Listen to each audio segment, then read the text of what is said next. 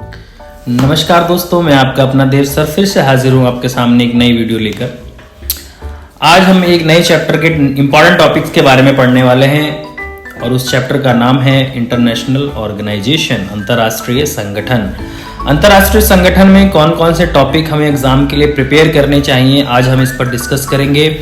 ये चैप्टर बहुत बड़ा है, इस चैप्टर में बहुत सारे टॉपिक्स हैं बेटा, और इन सारे टॉपिक्स को ध्यान में रखते हुए बच्चे बड़े कंफ्यूज हो जाते हैं कि क्या क्या पढ़ें क्या क्या छोड़े। तो आज मैं आपको बताता हूं कौन से इंपॉर्टेंट टॉपिक्स पर आपको ज्यादा फोकस रखना है, कौन से टॉपिक्स आने की बार बार संभावनाएं ज्यादा रहती हैं। तो सबसे पहला टॉपिक इसके अंदर यूनाइटेड नेशन, संयुक्त राष्ट्र संघ, यूएन जिसको हम शॉर्ट में कहते हैं। और यूनाइटेड नेशन में हमें क्या क्या पढ़ना है। यूनाइटेड नेशन में सबसे पहले हमको उसका फॉर्मेशन पढ़ना है कि यूनाइटेड नेशन बना कब। थोड़ा सा इसको ब्रीफ जानने के लिए आपको थोड़ा सा अगर इसको थोड़ा डीपली पढ़ लेंगे, जैसे कि यूनाइटेड नेशंस बनने से पहले ये लीग ऑफ नेशन था, तो वो कब बना? 1919 में बना, 1919 में बना। उसके बाद से इसमें क्यों इसको चेंज किया गया, क्यों इसका नाम यूनाइटेड नेशन रख दिया गया, ये सब भी आपको पढ़ना चाहिए, जानना चाहिए।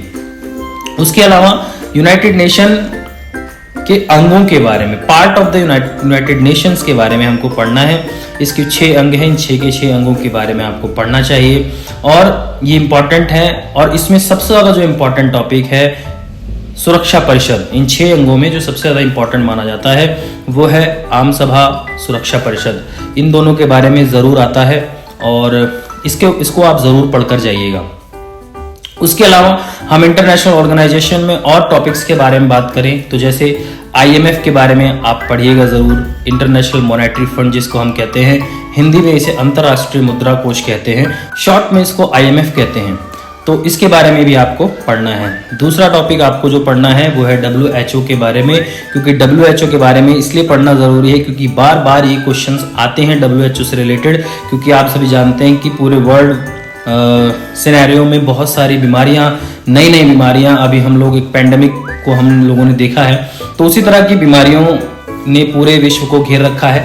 तो इसीलिए WHO बार बार आता है, इंपॉर्टेंट टॉपिक बन जाता है।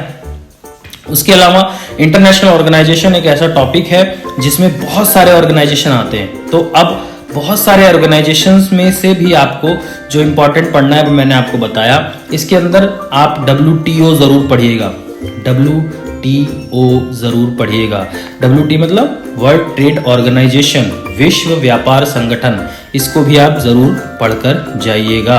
अगला टॉपिक जो आपको पढ़ना है वो है IAEA। क्या है बच्चों? IAEA। ये टॉपिक अक्सर बच्चे छोड़ दिया करते हैं, उनको लगता है कि इम्पोर्टेंट नहीं है, लेकिन ये टॉपिक बहुत इम्पोर्टेंट है और इसी टॉपिक से रिलेटेड भारत के बारे में भी पूछा जाता है। सबसे पहले जान लीजिए IAEA की फुल फॉर्म क्या है। इंटरनेशनल एटॉमिक एनर्जी एजेंसी, इसका मतलब अंतर्राष्ट्रीय परमाणु ऊर्जा एजेंसी के बारे में हमको पढ़ना है और इसमें भारत का क्या रोल है ये भी हमको पढ़ना है। भारत की परमाणु नीति के बारे में भी कभी कभी पूछ लिया जाता है, तो ये भी आप पढ़कर जाइएगा। इस चैप्टर को, इस टॉपिक को छोड़िएगा मत। ये टॉपिक बहुत ज़्यादा इंपॉर्टेंटली आता है एग्जाम में, किसी भी रूप में आ सकता है, 1 नंबर में आ सकता है या फिर ये 4 नंबर में भी क्वेश्चन आ सकता है। तो आशा करता हूं कि आपको ये वीडियो पसंद आई होगी, आपके लिए लाभदायक रही होगी। तो अगर आपको अच्छी लगी हो तो इस वीडियो को जरूर शेयर करिए और ज़्यादा से ज़्यादा बच्चों को फायदा पहुंचाइए। तब तक के लिए जय हिंद, जय भारत।